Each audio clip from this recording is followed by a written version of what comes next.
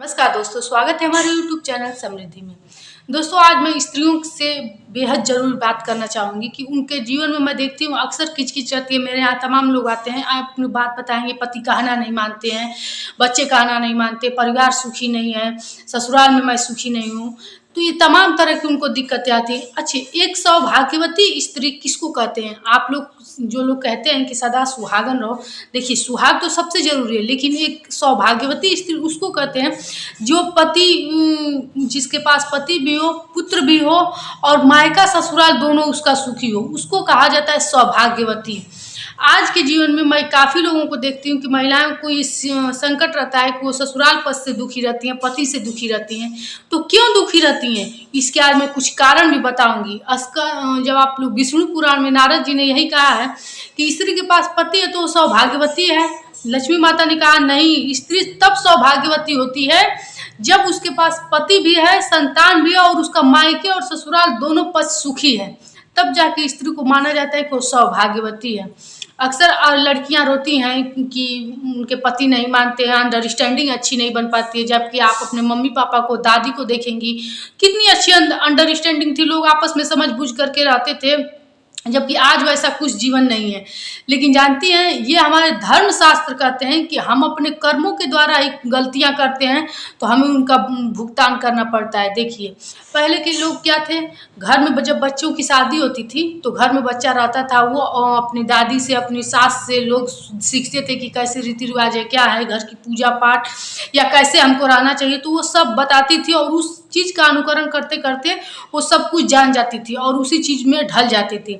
आज क्या है कि बच्चे बाहर पढ़ते हैं, बाहर शादी होकर के बाहर लेकर चले जाते हैं और कुछ वो वैसा जान भी नहीं पाती हैं। लोग अपने अनुसार रहती हैं। अपने अनुसार रहने में क्या है, ना हाथ में चूड़ी रहेगा, गले में मन करेगा तो कुछ नहीं पहनेंगी। लोग थोड़ा सा सिंदूर ऐसा लगाएंगी कि जैसे कि वो पता ही नहीं चलेगा कि सिंदूर लगाई हैं।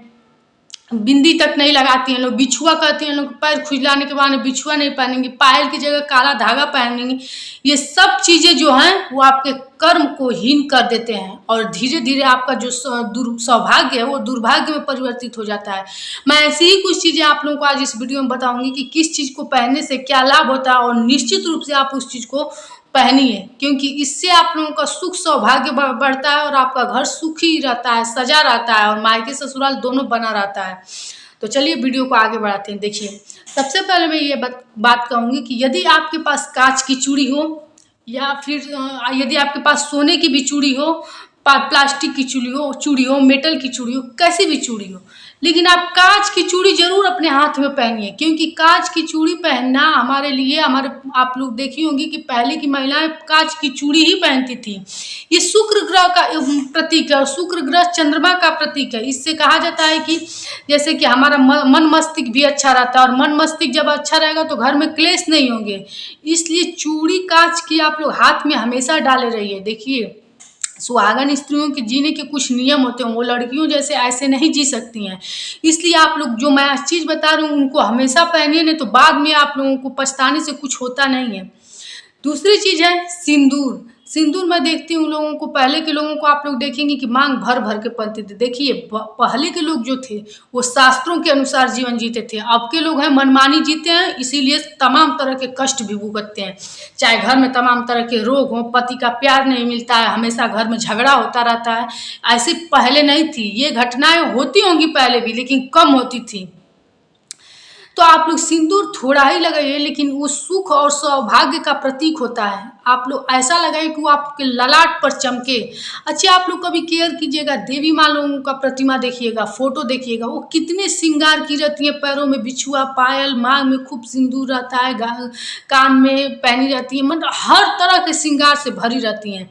इसीलिए उनको लक्ष्मी कहा जाता है। लेकिन आज की स्त्रियां जो हैं, लक्ष्मी तो अपने को स्वयं मानती हैं कि हम घर की लक्ष्मी है, लेकिन वैसा कुछ करती नहीं है। रुच भुच जैसी जो स्त्री घर में रहेगी, मैला कुचैला कपड़ा पहनी रहेगी, मैला कुचैला नहीं, मैं औरतों को देखती हूँ आधे अधूरे कपड़े पहनती हैं, ऐसे रहेंगी, बाल लपेट कर रहेंगी, जैसे कि सिंदूर नहीं लगाएंगी, थोड़ा सा वैसे ही लगा लेंगे, बिंदी नहीं लगाएंगी, तो बताइए वो स्त्री लक्ष्मी कैसे हुई अपने घर की? आप लोग हमको कमेंट बॉक्स में लिख करके जरूर बताइएगा। और यदि आज की वीडियो आप लोगों को अच्छी लगे तो एक लाइक जरूर कीजिएगा दोस्तों। और इससे जुड़े हुए कोई भी सवाल हो तो बेझिझक कमेंट बॉक्स में लिख करके भी बताइएगा। और अच्छी लगे तो ऐसी ही वीडियो की नोटिफिकेशन पाने के लिए आप लोग चैनल को सब्सक्राइब भी कीजिएगा। तो अपने मांग में थोड़ा सिंदूर लगाएं। मैं ये नहीं कह रही हूँ कि पहले की तरह बीच से मांग निकाल के पूरा भर दीजिए, लेकिन ऐसा लगाए कि पूरा वो आपके मस्तक पर चमके।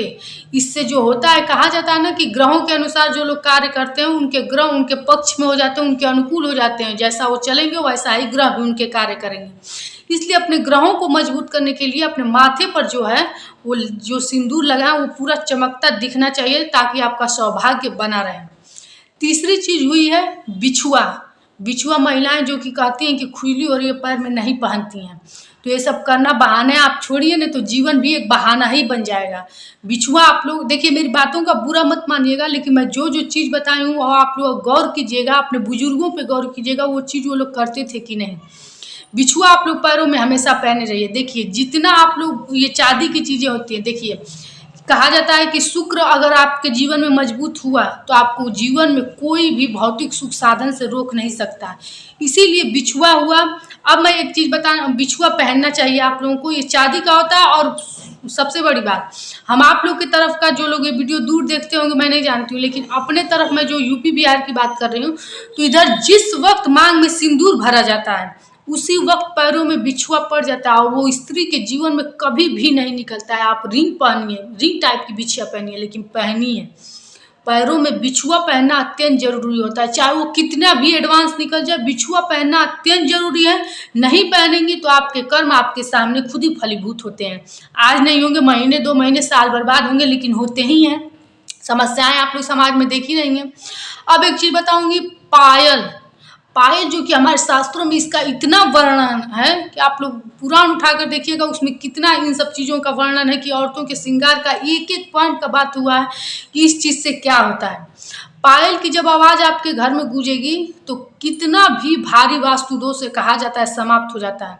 अच्छा देखिए, जैसे आपके घर में मैंने बताया था एक वीडियो में कि ये जो होता है दरवाजे की चरचराहट जो होती है, इतना तेज आपके घर में निगेटिव ऊर्जा फैलाती है कि आप लोग सोचिए कि उससे बहुत तेज घर पीछे जाने लगता है।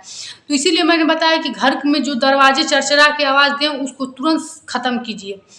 पैरों में पायल, और वो भी बजता हुआ पायल, जो स्त्री अपने घर में पहनती है चलती है उसके घर में वास्तुदोष हो ही नहीं सकता है। और कुल मिला के उससे शुक्र ग्रह भी मजबूत होगा, सौभाग्य बढ़ेगा आपके घर में, आर्थिक उन्नति होती है उस चीज़ से। इसलिए जितना पायल आपका बजे, आपको यदि लगे कि बाहर पहन के जाने लायक नहीं है तो कोई हल्का भी पायल रखे रहिए, पहन लीजिए, लेकिन कभी भी बिना बजने वाला पायल नहीं पहनना चाहिए। हमारे धर्मशास्त्र जो कहते हैं, कभी भी आप लोग देवी माता को पायल ये नहीं देखेंगे कि एक रिंग टाइप पतला चेन टाइप का पहनिए, इसीलिए बजने वाला पायल जरूर पहनिए। अब एक चीज़ मैं आप लोगों को बताऊंगी, मंगलसूत्र। मंगलसूत्र पे आप लोगों के हजारों क्वेश्चन होते हैं कि पहले की जो मम्मी लोग थी, हम लोग की चेन भी पहन लेती थी, धागा भी पहन लेती थी, सब कुछ पहन लेते थे। आज भी आप पहन सकती हैं, लेकिन गला को सूना कभी मत रखा कीजिए। क्या होता है कि गर्मी के दिनों में बहुत लोगों को रैसेज हो जाते हैं या फिर से दाने हो जाते हैं, तो कोई दिक्कत नहीं, आप एक धागा भी पहनिए। लेकिन अगर संतान का सुख चाहती हैं तो अपने गले को कभी भी सूना मत रखिएगा। या आप लोग तो अपनी मम्मी लोगों से जानती होंगी। एक बात और जान लीजिए कि जिन लोगों की शादी में मंगलसूत्र पहना जाता है उनके लिए मंगलसूत्र एकदम जरूरी हो जाता है। जैसे कि आप लोग हमको कभी भी देखेंगे, ये मैं एक मंगलसूत्र हमेशा अपने गले में धारण की रहती हूँ, चाहे मैं उसके ऊपर और मंगलसूत्र भी पहन लूँ, चेन भी पहन लूँ, लेकिन एक मंगलसूत्र जो है मैं वो हमेशा अपने गले में पहनी रहती हूँ। क्योंकि जिनकी शादी में मंगलसूत्र जो लोग पहन लेते हैं उनको हमेशा जरूरी होता है, लेकिन जो जिनके साथ ऐसा नहीं होता है वो चेन भी पहन सकते हैं। या फिर से कहा जाता है, शास्त्रों में ये भी कहा जाता है, एक सोने का छोटा ही लाकिट के उन्हें बिंदी टाइप का ही लेकिन गले में पहनना चाहिए। अगर आप वो भी नहीं कर सकती हैं तो धागा ही पहनिए, लेकिन पहनिए, गला को सूना मत रखिए। तो दोस्तों आज थी यही हमारे कुछ जरूरी बातें। अब मैं पति लोगों को बताऊंगी कि अपने सुख वैभव के लिए एक चीज जरूर किया कीजिए। अगर आपकी बरकत नहीं हो रही है, उन्नति नहीं हो रही है, तो जरूर कीजिए। दोस्तों आज की वीडियो यदि आप लोग को अच्छी लगे तो लाइक जरूर कीजिएगा, क्योंकि मैं ये पुराणों की जो जानकारी आप लोग को छोटी छोटी देती हूँ, ये बेहद ही कठिनता से देती हूँ। आप लोगों को ऐसी चीज़ें बताती हूँ कि जो आप लोगों के जीवन में उतरते ही आप लोगों का सौभाग्य बढ़े।